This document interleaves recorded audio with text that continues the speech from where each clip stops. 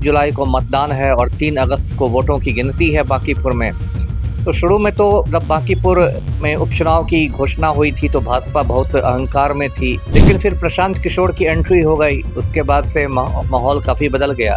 प्रशांत किशोर जन स्वराज पार्टी के सूत्रधार हैं और राष्ट्रीय स्तर पर उनकी पहचान है। बिहार के बहुत बड़े राजनीतिक चेहरा हैं। भाजपा ने पहले यहाँ से खड़ा किया था अभिषेक सिन्हा बंटी को और उन्होंने काफ़ी धूमधाम से नामांकन भी किया था। उनके नामांकन में 7वीं फेल मुख्यमंत्री पहुंचे भी थे। भाजपा ने नीरज सिन्हा को खड़ा किया है, जो एक टुटपुजिया उम्मीदवार है, पहले कोई नाम भी नहीं जानता था। और नीरज सिन्हा तो मुझे जो मैंने उनको बोलते देखा है, तो जिसको बिहार में बकलेल कहते हैं, बकलेल जैसा आदमी लगते हैं, 4 लाइन ठीक से बोल नहीं सकते हैं। प्रशांत किशोर का एक तरफ राजनीतिक कद, दूसरी तरफ नीरज सिन्हा, ये तो राजा भोज और गंगू तेली का मुकाबला लग रहा है। एक तरफ आप कह रहे थे कि हमारा कुत्ता बिल्ली भी जीत जाएगा, दूसरी तरफ आपको 40 स्टार प्रचारकों को उतारना पड़ा। दुनिया की सबसे बड़ी पार्टी को एक ढंग का उम्मीदवार नहीं मिल रहा है। इसी पर वो कहावत बनी है कि ऊंची दुकान फीका पकवान, क्योंकि भाजपा भी जानती है कि यदि 3 अगस्त को ये सीट हार जाती है भाजपा, बांकीपुर की सीट, तो 2 लोगों की नाक तो बिल्कुल कट जाएगी। एक तो हमारे 7वीं फेल मुख्यमंत्री सम्राट चौधरी की नाक और एक नितिन नवीन की नाक। कार्यकर्ता को टिकट मिलना था, किसी दलित कार्यकर्ता को क्यों नहीं दिया गया? किसी पिछड़ी जाति के कार्यकर्ता को क्यों नहीं दिया गया? ये लोग यहाँ पर जीतना चाहते हैं और जानबूझ के टुटपुजिया को खड़ा किया गया है। तो नितिन नवीन का झोला ढोए, नितिन नवीन के आगे पीछे नहीं। राजद का तो परफॉर्मेंस अच्छा नहीं होगा। ऐसे कायदे से तो राजद को प्रशांत किशोर के समर्थन में अपना उम्मीदवार नहीं देना चाहिए था, जो मैं शुरू से, आपको याद होगा नीट छात्राकांड में भी उनसे ज़्यादा तो मैंने लड़ाई लड़ी। कई बार तो लगता है कि मैं ही विपक्ष का नेता हूँ। और जो परिवार में तो उनके बाल बच्चे हैं वो तो आपस में ही घमासान किए हुए हैं। तेज प्रताप यादव का तो मुझे पता ही नहीं चलता है, उनका एक अलग अपरिपक्वता है। तेजस्वी यादव बहुत हल्के में ले रहे हैं।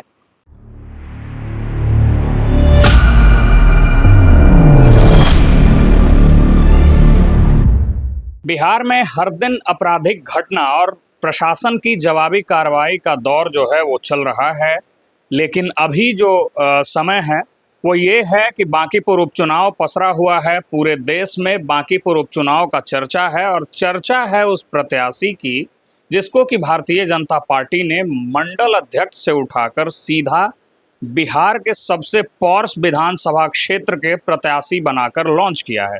नाम है नीरज सिन्हा। उसके बारे में कई तरह की बातें हो रही हैं और इन्हीं विषयों पर बातचीत करने के लिए हमारे साथ पूर्व अधिकारी अमिताभ दास जी हैं। इनसे हम बातचीत करेंगे और आपको रूबरू कराएंगे। अमिताभ दास जी का परिचय इसलिए भी खास हो जाता है कि ये हर बिंदुओं पर खुलकर अपना विचार रखते हैं। ये किसी भी चीज़ को लेकर के किसी भी तरफ बाइशनेस इनका नहीं है और चीज़ों पर ये खुलकर अपनी राय रखते हैं। बांकीपुर का माहौल किस तरीके का है, क्योंकि आप खुद भी बांकीपुर में ही रह रहे हैं? नहीं, माहौल तो गर्म है और व्यक्तिगत रूप से मैं बांकीपुर से प्रशांत किशोर की जीत चाह रहा हूं और मैं चाहूँगा कि भाजपा की करारी हार हो बांकीपुर से। तो ये दर्शकों को पूरा मामला मालूम है। ये जो बांकीपुर की सीट है, इसे नितिन नवीन ने खाली की है। नितिन नवीन यहाँ से कई साल विधायक थे, बिहार सरकार में मंत्री भी थे, लेकिन कुछ महीने पहले नितिन नवीन भाजपा के राष्ट्रीय अध्यक्ष बन गए और फिर राज्यसभा चले गए, तो उन्होंने बांकीपुर की सीट खाली कर दी। फिर उपचुनाव हो रहा है, 30 जुलाई को मतदान है और 3 अगस्त को वोटों की गिनती है बांकीपुर में। तो शुरू में तो जब बांकीपुर में उपचुनाव की घोषणा हुई थी तो भाजपा बहुत अहंकार में थी। भाजपा का कहना था कि हम कुत्ता बिल्ली भी खड़ा करेंगे तो वो भी जीत जाएगा बांकीपुर से। लेकिन फिर प्रशांत किशोर की एंट्री हो गई। उसके बाद से माहौल काफ़ी बदल गया। प्रशांत किशोर जन स्वराज पार्टी के सूत्रधार हैं और राष्ट्रीय स्तर पर उनकी पहचान है। बिहार के बहुत बड़े राजनीतिक चेहरा हैं। तो उसके बाद से ये मुकाबला बहुत दिलचस्प हो गया है। भाजपा ने पहले यहाँ से खड़ा किया था अभिषेक सिन्हा बंटी को और उन्होंने काफ़ी धूमधाम से नामांकन भी किया था। उनके नामांकन में 7वीं फेल मुख्यमंत्री पहुँचे भी थे। लेकिन फिर अचानक अभिषेक सिन्हा बंटी ने घोषणा की कि मैं पारिवारिक कारणों से चुनाव नहीं लड़ूंगा और वो पतली गली से निकल लिए। कहा जाता है कि उनके जो माता पिता दोनों हैं, रविंद्रनाथ सिन्हा और चंचला सिन्हा, वो दोनों चारा घोटाले में आरोपित हैं और सज़ा याफ्ता हैं, इसलिए उनको हटा दिया गया। उसके बाद भाजपा ने नीरज सिन्हा को खड़ा किया है, जो एक टुटपुजिया उम्मीदवार है, पहले कोई नाम भी नहीं जानता था। और नीरज सिन्हा तो मुझे जो मैंने उनको बोलते देखा है, तो जिसको बिहार में बकलेल कहते हैं, बकलेल जैसा आदमी लगते हैं, 4 लाइन ठीक से बोल नहीं सकते हैं। और पता नहीं भाजपा ने क्या सोच के खड़ा कर दिया है। प्रशांत किशोर का एक तरफ राजनीतिक कद, दूसरी तरफ नीरज सिन्हा, ये तो राजा भोज और गंगू तेली का मुकाबला लग रहा है। और भाजपा अब काफ़ी ज़्यादा टेंशन में आ गई है। देखिए जिस तरह से वीणा मानवी का नामांकन एक षड्यंत्र के तहत रद्द करवाया गया, उससे भाजपा की घबराहट दिख रही है। 40 स्टार प्रचारकों को उतारा है भाजपा ने प्रशांत किशोर की घेराबंदी के लिए। एक तरफ आप कह रहे थे कि हमारा कुत्ता बिल्ली भी जीत जाएगा, दूसरी तरफ आपको 40 स्टार प्रचारकों को उतारना पड़ा। उसके बाद भाजपा अपना जन स्वराज पार्टी में तोड़ फोड़ में भी लगी हुई है। अभी केसी सिन्हा जो गणतज्ञ हैं, कुम्हरार से जन स्वराज पार्टी के उम्मीदवार रह चुके हैं, उनको भाजपा ने शामिल किया, बिट्टू सिंह को शामिल किया, तो भाजपा तोड़ फोड़ पर मतलब उतारू हो गई है।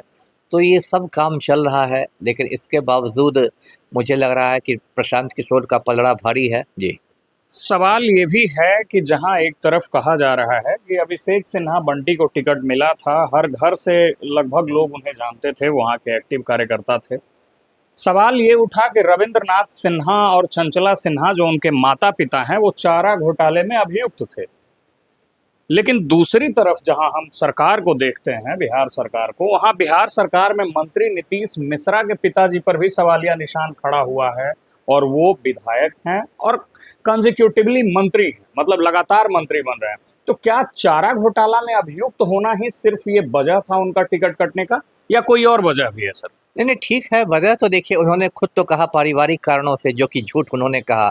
वजह तो कुछ और होगी, ये बात आपकी सही है कि ये बात मतलब हजम नहीं हो रही है कि एक तरफ आपने चारा घोटाला के आरोपित होने की वजह से अभिषेक सिन्हा बंटी का टिकट काट दिया, दूसरी तरफ चारा घोटाला में जो सजा याफ्ता थे जगन्नाथ मिश्रा, उनके बेटे नीतीश मिश्रा बिहार सरकार में मिनिस्टर बने हुए हैं। तो लेकिन फिर भी मुझे लगता है कि यही मेन वजह रही होगी। और ये भी एक विडंबना ही है कि भाजपा कहती है कि हम दुनिया की सबसे बड़ी पार्टी हैं, और दुनिया की सबसे बड़ी पार्टी को एक ढंग का उम्मीदवार नहीं मिल रहा है। इसी पर वो कहावत बनी है कि ऊंची दुकान फीका पकवान, कि मतलब आप एक अभिषेक सिन्हा बंटी को हटाते हैं तो आपको नीरज सिन्हा ही मिलता है। और खुद नितिन नवीन कैंप किए हुए हैं पटना में। घबराहट तो काफ़ी ज़्यादा भाजपा खेमे में है, क्योंकि भाजपा भी जानती है कि यदि 3 अगस्त को ये सीट हार जाती है भाजपा, बांकीपुर की सीट, तो 2 लोगों की नाक तो बिल्कुल कट जाएगी। एक तो हमारे 7वीं फेल मुख्यमंत्री सम्राट चौधरी की नाक, और एक नितिन नवीन की नाक। तो बिहार की राजनीति में एक मतलब उथल पुथल मच सकती है। जी, भारतीय जनता पार्टी ये कह रही है कि उसने अपने एक कार्यकर्ता को टिकट दिया है। कार्यकर्ता को टिकट मिलना भी चाहिए। कहने का अर्थ ये है कि कोई कार्यकर्ता जो झंडा ढोता है, 24 घंटा ज़मीन पे लगा रहता है, और उसके बाद जाकर कोई उसका विधायक या एमपी या सांसद कुछ भी बनता है। उसके बाद हम दूसरी तरफ देखते हैं कि नीरज सिन्हा जो कि वाकई कार्यकर्ता हैं, इसमें कोई किंतु परंतु नहीं है। तो आपको किस बात का विरोधाभास है सर? क्या किसी कार्यकर्ता को टिकट मिलने से आप इस तरीके से विरोध कर नहीं रहे नहीं, हैं? ये सब बात फालतू है कि कार्यकर्ता को टिकट मिला है। अरे आपने तो जातीय समीकरण का ख्याल रखा है ना भाजपा ने। कार्यकर्ता को टिकट मिलना था, किसी दलित कार्यकर्ता को क्यों नहीं दिया गया? किसी पिछड़ी जाति के कार्यकर्ता को क्यों नहीं दिया गया? क्यों कायस्थ कार्यकर्ता को ही टिकट दिया गया? सर कायस्थ तो एक ही सीट लड़ता है सर पूरे बिहार में, तो वो भी कम से कम नहीं मिलना चाहिए। तो वो मैं क्या, तो वो तो कोई बात नहीं ना हुई। भाजपा जो कार्यकर्ता कह रही है, तो ये लोग तो, आपने तो जातीय समीकरण का ध्यान में रखा है। यदि आपने किसी दलित कार्यकर्ता को टिकट दिया होता, किसी पिछड़ी जाति के कार्यकर्ता को टिकट दिया होता, तब मैं समझता। आपने जो अभिषेक सिन्हा बंटी को खड़ा किया वो भी कायस्थ हैं, और जो नीरज सिन्हा को खड़ा किया वो भी कायस्थ हैं। तो आप तो यहाँ जातीय समीकरण को साध रहे हैं, अब बात बना रहे हैं कार्यकर्ता। ये सब बात बनाने की बात है, वो सब नहीं है। ये लोग यहाँ पर जीतना चाहते हैं, और जानबूझ के टुटपुरिया को खड़ा किया गया है, तो नितिन नवीन का झोला ढोए, नितिन नवीन के आगे पीछे करे।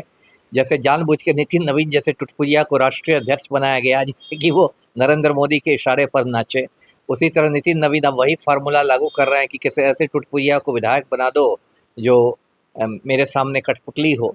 लेकिन मुझे लगता है कि प्रशांत किशोर की जीत पक्की है, अगर ज्ञानेश कुमार कुछ खेल नहीं करें तो। जी, अगर ज्ञानेश कुमार कोई खेल न करे तो प्रशांत किशोर की जीत पक्की है, ऐसा कहना है आपका।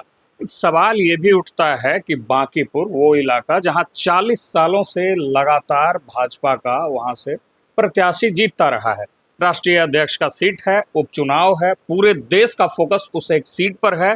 40 स्टार प्रचारक हैं, उनके पास संसाधन है, शक्ति है, और शक्ति के केंद्र में बैठा उनका मुख्यमंत्री भी है, जो कि पहली बार हो रहा है ऐसा कि किसी उपचुनाव में मुख्यमंत्री भाजपा का है बिहार में। इससे पहले जितनी भी चुनावें हुई हैं उस सब में नीतीश कुमार मुख्यमंत्री रहते थे। क्या आपको लगता है कि इस अभेद किला को प्रशांत किशोर ढा पाएंगे, इन सारी चीज़ों के बावजूद, इन सारी चुनौतियों के बावजूद कि राष्ट्रीय अध्यक्ष का सीट है और तमाम तरह के जो चीज़ें हमने बताया, तमाम तरह के बिंदुओं जो हमने कहा? देखिए, अभेद्य किला जैसी कोई चीज़ नहीं होती है। मतलब जनतंत्र में कोई किला अभेद्य नहीं होता है। किसने सोचा था कि अमेठी से स्मृति ईरानी हार जाएगी? किसी ने नहीं ना सोचा था। स्मृति ईरानी बड़ी कद्दावर मिनिस्टर थी मोदी सरकार में, और जब लोकसभा चुनाव हुए पिछले 2024 में, तो कांग्रेस के एक मामूली कार्यकर्ता ने उनको हरा दिया, किशोरी लाल शर्मा ने, जिनका कोई नाम भी नहीं जानता था। तो भेद्य अभेद्य कुछ नहीं होता है, जनता मालिक है। देखिए, इस बार मैं इसलिए कह रहा हूँ कि इस बार जो समीकरण है वो भाजपा के विरोध में है, प्रतिकूल परिस्थितियाँ हैं भाजपा की। एक तो जो बिहार का जो सवर्ण समाज है, या पूरे देश का जो सवर्ण समाज कहिए, अगड़ी जाति वाले जो होते हैं, वो ज़्यादा भाजपा को वोट देते हैं।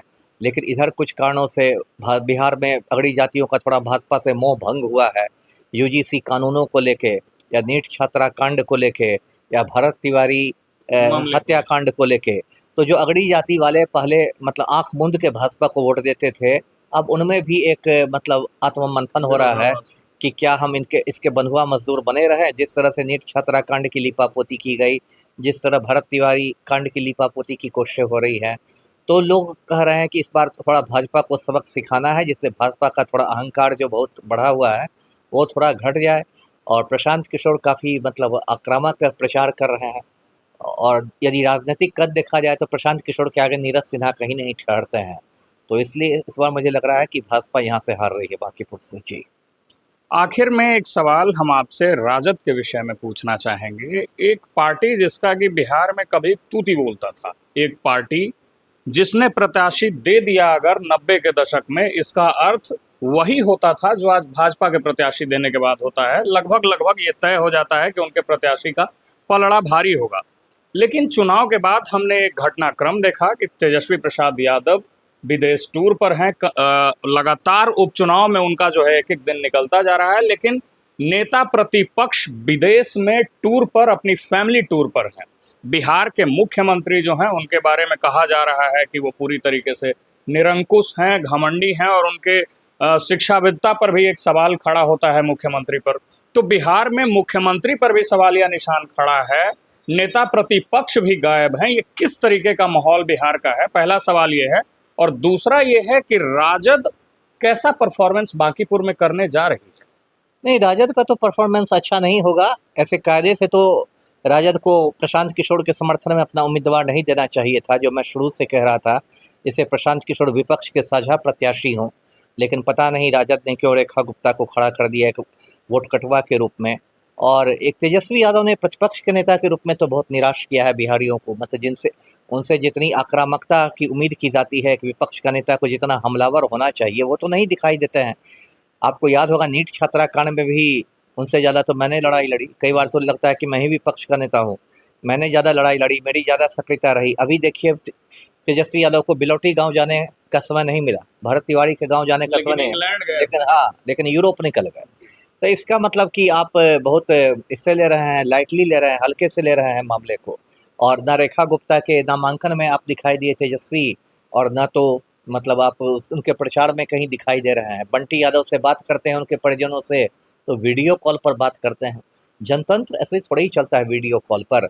तो अब जो आपने राजद की बात की 90 के दशक में, उस समय तो राजद अपने एकदम मतलब उरूज पर था, पीक पर था। उस समय लालू यादव जैसा एक जुझारू जमीनी नेता था। और कुछ भी कहिए, मैं ये नहीं करा कि कोई ईमानदार आदमी है, लेकिन लालू यादव एक जमीनी नेता, जुझारू नेता, बहुत नीचे से ऊपर आने वाले नेता थे।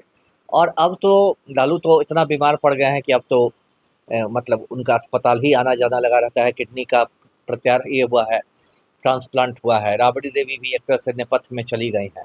और जो परिवार में जो उनके बाल बच्चे हैं, वो तो आपस में ही घमासान किए हुए हैं। तेज प्रताप यादव का तो मुझे पता ही नहीं चलता है, उनका एक अलग अपरिपक्वता है।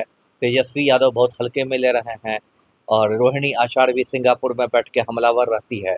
तो अब राजद में कोई वैसा जुझारू और ज़मीनी नेता नहीं रह गया है, और जिसकी वजह से और मुझे लगता है तेजस्वी यादव कहीं न कहीं गलत सलाहकारों से भी घिर गए हैं। जी। आखिर में हम आपसे ये पूछना चाहेंगे कि ऑर्डर्स में बताएं कि पहला, दूसरा और तीसरे नंबर पर बांकीपुर में कौन सी पार्टी रहने जा रही है और कौन से प्रत्याशी रहने जा रहे हैं। देखिए, यदि ज्ञानेश कुमार बेईमानी नहीं करते हैं, वोट चोरी नहीं करते हैं, ईवीएम हैक नहीं करते हैं, तो मेरी ये भविष्यवाणी है कि प्रशांत किशोर बांकीपुर का चुनाव जीतेंगे। दूसरे नंबर पर नीरज सिन्हा रहेंगे, तीसरे नंबर पर रेखा गुप्ता रहेगी। जी।